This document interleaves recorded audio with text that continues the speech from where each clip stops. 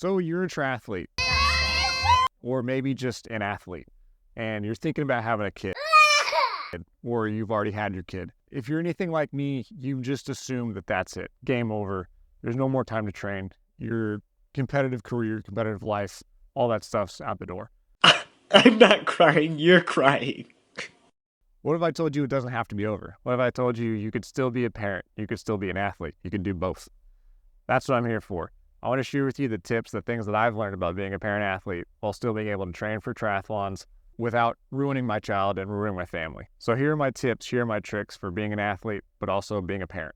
Now, before we get too far into this video, I do want to give you the first bit of advice, or maybe the first caveat. I'm not going to give you some type of justification to sidestep being a parent or sacrifice being a parent to be an athlete or chase your athletics. That's just not what I'm here to do. Your goal is to be a parent.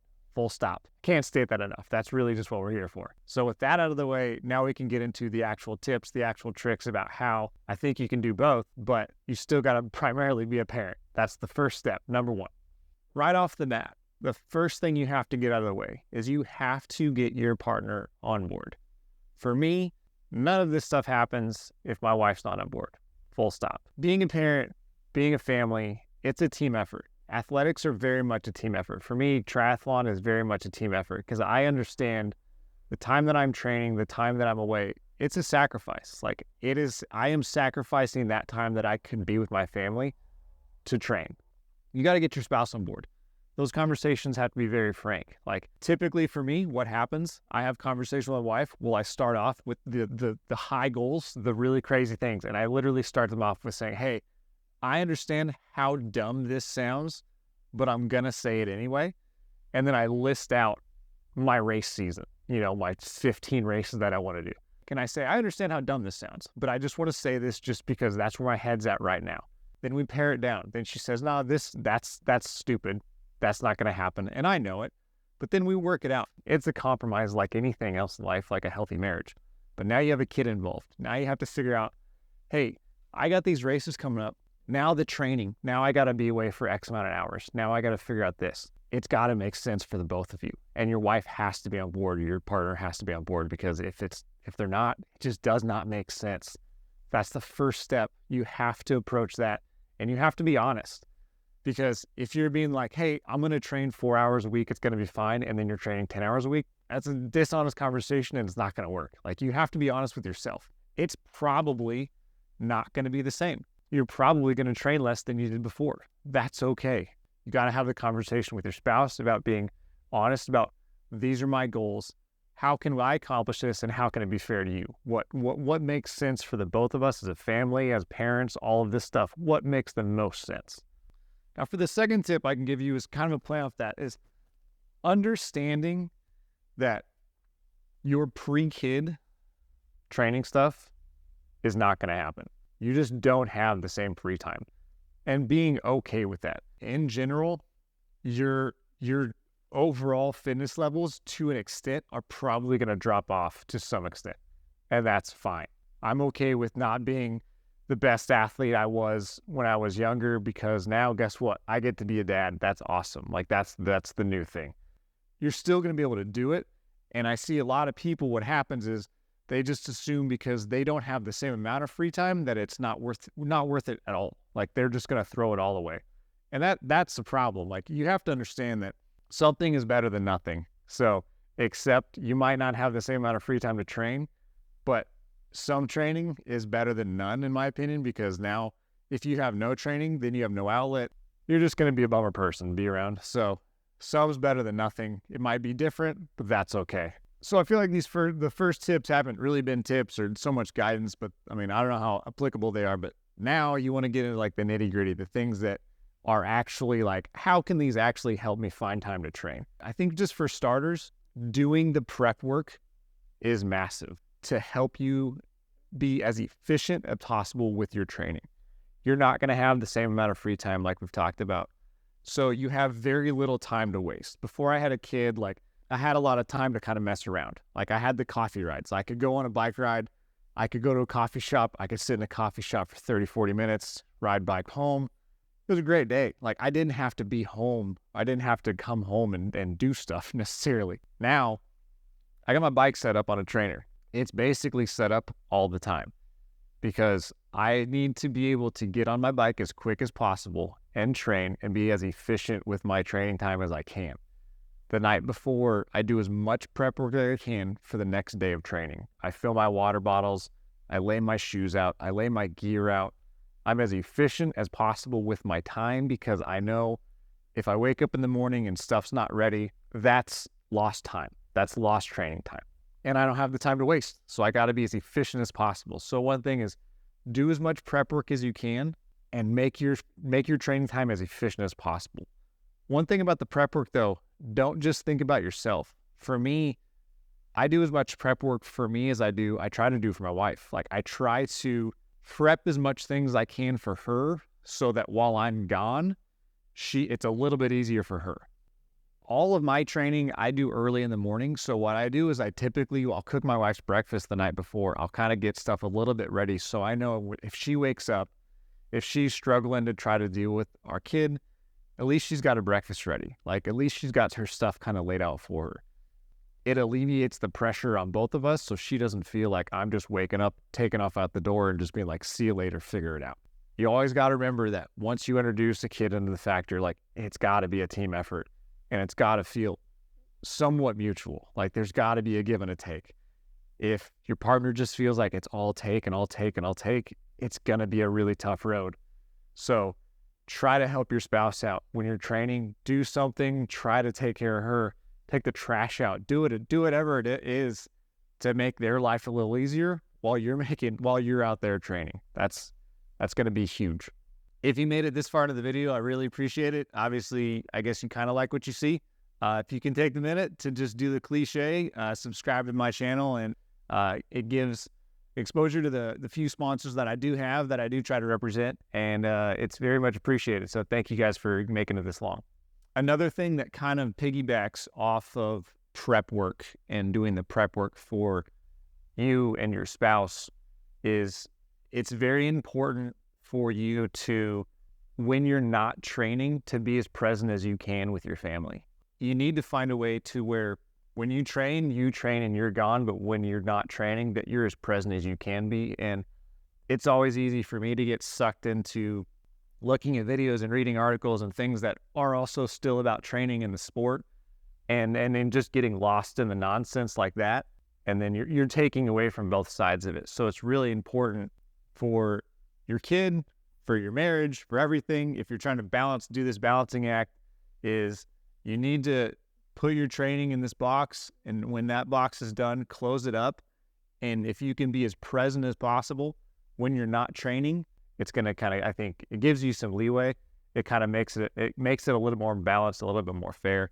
That's a life lesson. That's something that goes beyond the sport. That's something that's just going to help you with your marriage in general, but it's also going to really, if you want to continue to challenge yourself and do these sports, do the sport, challenge yourself there. But when you're home, be present as you can. And then that's going to make everything really good. Kind of brings me into my next tip. Not only do you have to prep for as much time as possible, but you're probably going to have to get a little bit more creative with the time that you do train and when you do train. So for me, I know that between the hours of 5 and 8 a.m., like those are my hours. That's my training time. I know the kid's going to be asleep. I know for the most part, my wife's going to be asleep. I can wake up, I can get those hours in, and it's not going to be a huge burden to anyone. I would love to sleep in, but I also love to train. So that's what I get in. I wake up super early in the morning. I get my training in. I can do all that stuff. And then you come home and your day starts. One thing about getting creative with your time that's super useful is if you can turn your training into family activities to where it doesn't feel like it's just time for you to get away, and it can actually become some type of a family activity. For me, what that looks like a lot of times, if I'm doing a workout at a track, a run workout, it's really easy for me to, I can just bring my kid along, put him in a run stroller and push him around. Like I can do some laps, I can do that. Or I can bring, my wife down, she can push him around, she can kind of get her little workout, she can jog, she can run, while I can actually do my workout on a track. Anything like that. Go to a park, go to the beach, you can go down there, If you have the access to the beach, have a beach day. You can go, get a swim in at the beach while everyone hangs out on the beach, and then have your family time. But that's a win-win. That's a super useful thing for you to figure out how to do that. One of maybe the biggest and most important things I can give you is it's kind of a two-parter. One is that you're just gonna have to accept being flexible. Like I said, if I have my training times, I have my 7-8 a.m. time to train. Some days, something goes awry at 6:30, 7 in the morning, kids waking up, things are falling apart. I have to be okay with stepping away from my training at that time and just going to be a parent. You're going to have to be flexible. It's not going to be set. And that's why I would honestly discourage you from working with a coach, because they're going to give you a very rigid, strict training plan, and it's going to make you probably waste money, or you're going to there's going to be sacrifice somewhere that I don't think is fully necessary.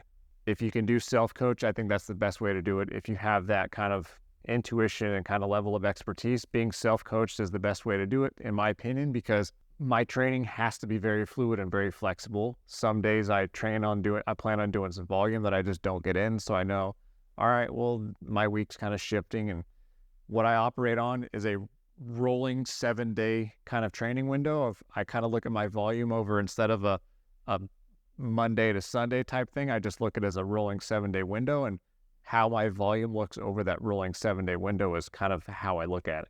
You gotta be willing to give time up, because sometimes things are gonna happen. Kids are gonna get sick. Kids are gonna crap their pants. You never really know what's gonna happen. So that's why you just have to be flexible and understand that having a very rigid training schedule is probably not going to work out for you. Probably create a lot of headaches and unnecessary drama, in my opinion. So accept that you're just going to have to be flexible with your training time. Kind of the second part of that one is being flexible with your training, but also being as strict as you can with the things that you can control. And to me, what that means is probably your diet, and to an extent, I would say your sleep. That's kind of, the sleep is an iffy one because kids don't sleep great, but I'm very strict about, making sure I'm at least going to bed at the right time to get myself, if I was to sleep through the night, the correct amount of sleep. I can't really control if kids are getting up in the middle of the night, but I can control. At least I know that if I go to bed at this time and I wake up at 5 a.m., I know that I should get the right amount of sleep. That's a controllable factor. What I eat is controllable. They're important because if your training and other things might not be as dialed as possible, if you can dial in the other things that for a fact you can control, that's going to help you out and help you recover and help you reap the benefit of the training that you are doing. Trying to eliminate junk food, sugar, all the crap. Just keep a clean diet, get that stuff figured out, because you can control what goes in your mouth. You can also, to an extent, your sleep. For me, I can control when I go to sleep. Like sometimes I don't want to go to bed as early as I need to, but I also know that if I don't go to bed that early, 5 a.m. comes around at the same time every day regardless. So go to bed, try to get your sleep, and then make sure you're taking care of your diet. That's huge, because you have very little things that you can control when you're a parent. There's not a lot of controllables, but the things you can control, I think you got to be really diligent about, because you don't want to train and then waste your training with bad diet, terrible sleep, all those things. So try to figure that stuff out. Now, I think for my last tip here, I'm going to kind of maybe go against what I said at the beginning of the video about making sure that everyone's on board and then you're not sacrificing being a parent. I do think that there might be times of the year where you can get away with sacrificing a little bit of being a parent to try to really peak fitness. I try to not do this maybe once, maybe twice a year, where if it's a big event and I say, hey, like and again, this comes back to the beginning where I have an honest conversation. I say, hey, I got this big event. It's kind of my, whatever it is, my A race. I need 2 weeks. I need 3 weeks where I'm probably not going to be the best parent I can. I'm probably not going to be the most present I can, but I just want to try and get some hours, some good quality hours of training in. And I just need you to hold the fort down. And if I get into one of those blocks and like the house is falling apart, comes back to being flexible, and I say, yeah, this isn't working, like it's not worth it. But most of the time, if your partner knows there's a light at the end of the tunnel, they know that, okay, once this race comes, then I can step back, then I can come in and be good. They can kind of accept it, in my opinion. I mean, in my household, like if my wife knows that, hey, this isn't going to be the whole year, it's going to be 2 weeks. The next 2 weeks, like, are going to be rough. I'm going to be trying to train as much as I can. After the race, I'm going to shut it down. I'm going to be present. I'm going to do as much as I can. That's a little bit more acceptable than just an open-ended, like, hey, I'm going to do X, Y, Z for this amount of time. And, there's no kind of light at the end of the tunnel. It's a little bit hard to swallow. So it goes a little bit against what I started with the beginning, but lay down expectations. That's the best thing you can do.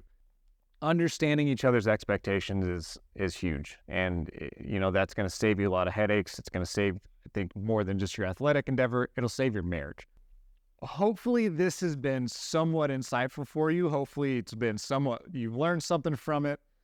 But these are the tips, these are the tricks that I've learned, that I've tried to put together, that I want to give to you so you could be the best parent you can be, the best husband, wife, whatever you can be, but still continue to train. Don't feel like you had a kid and all this stuff's going to go to crap.